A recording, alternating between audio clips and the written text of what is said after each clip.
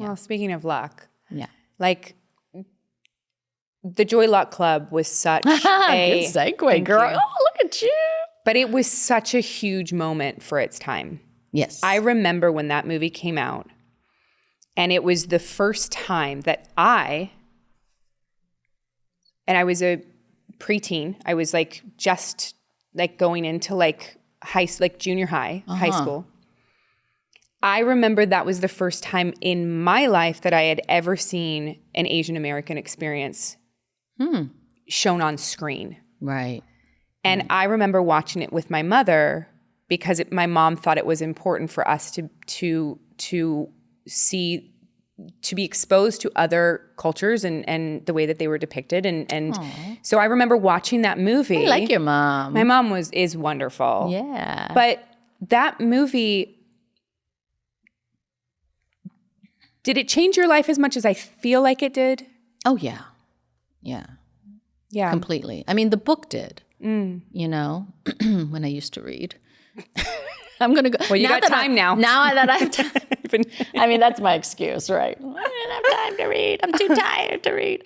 But yeah, the book, Amy Tan's words and stories like altered my universe. You know, it made me realize for the first time that I wasn't alone being an Asian American growing up in a world where I had such a rich culture that I didn't appreciate as much. I was embarrassed about half the time. And she turned that around. You know, she made me realize that the struggles that my parents went through to bring us this American dream life and how hard they work is part of who I am. And the realization that they can be funny and they could be wonderful little antidotes that adds color and sparkle to one's life. It changed my world. And then so I remember reading that book and going, you know, if they ever make this book into a movie, I really want to be I don't care how I'm a part of it, whether I'm a PA, whether I'm just, I don't care. You know, I just want, and sometimes you manifested it. Yeah. I was shocked. that Really? That they were going to make it into a movie, and then I was shocked that I was audition. It was the right time, right place, all those lucky little things, right? And that it was down to me and another actress, and we had a conversation, and I spoke from the heart because June was so much me in so many ways. I mean, she was more of a wallflower in how she dealt with her generational and cultural issues.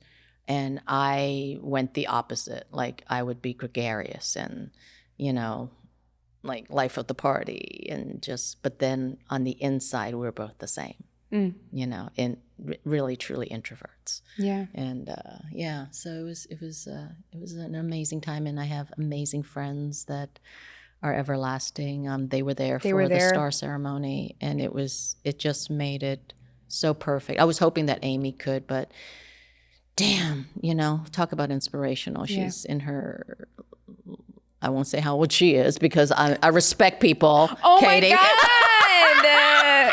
I'm joking. I'm so sorry. No, I celebrate every year. I celebrate being the big 6-0. I don't, you know, it's like, it's out there. You just, it's out there. I mean, no, if I look as good as you do when I'm 60, like I will tattoo it on my forehead. Seriously. Like I have similar moments at 43 going like, I, you know, similarly will look at photos of people sometimes that are my age and be like, I feel so much younger. That's right. And you are. You know, I think us being actors, we have to take care of our instrument, right? I think so. We have to polish it up and shine it out every now and then and make sure that it's in working order, right? I mean, God help me. Yeah. But yeah, so I think, you know, she was like busy. She was flying somewhere. She had like conferences and a book. And I'm like, okay. But yeah, it was, you know, Tamlin, Tamita, Lauren Tom, Rosalind Chow are the most wonderful, genuine people. And they were cast so perfectly for the roles in the Joy Luck Club, and we had an incredible time making that film. We knew it was something special and unique, and that it only comes around once, apparently every 25 once every 25 years. I was gonna say, with Crazy Rich Asians. Crazy Rich Asians. Do you wish that? I mean, obviously you would have to, but do you hope that a movie like Crazy Rich Asians, that people will realize that and the success of like Barbie, it's like, oh yeah, not only female-driven movies, but Asian American-driven movies are succeeding at the box office. Yeah. Well, that's the, and that's the thing. I never took it personally that we weren't that we weren't getting the leads back in the days, right? Because for me, it was always about the economics, and I always knew if more films with Asians or television shows became successful and made money, there would be more of it. It's true in the rest of the world, in Korea, in China, in Japan. And everything's more global now too. And I think that is helping tremendously. Yeah.